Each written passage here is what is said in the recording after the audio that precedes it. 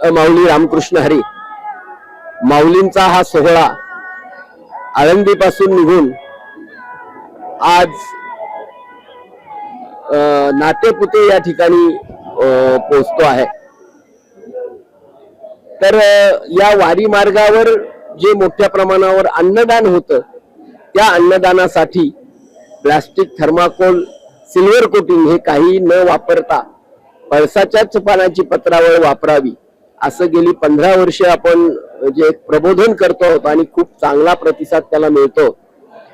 या वारी मार्गावर एक वेगळा उपक्रम चालतो ते म्हणजे IT दिंडी, आपलं AI दिंडी। आता ही AI दिंडी हे नेमकं काय आहे आणि त्याचा नेमका हेतू काय हे जरा आपण समजून घेऊ। माऊली रामकृष्ण हरी। रामकृष्ण हरी। माझं नाव हर्षल मालपुरे आणि मी AI दिंडीचा एक सेवेकरी आहे।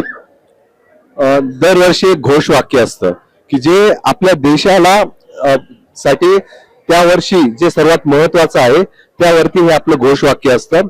तर याच निसर्ग वारीशी आपण जर संलग्न केलं तर 4 वर्षापूर्वी माऊली विठोबाचे यात्री प्लास्टिकला कात्री असं एक निसर्गाचा संदेश देण्यासाठी एक 4 वर्षापूर्वी असं घोषवाक्य आपल्या टोपीवर होतं। यावर्षी हे मुखी विठ्ठल नाम करू देश बलवान, हे आत्मनिर्भर भारत यावरती असं घोषवाक्य आहे।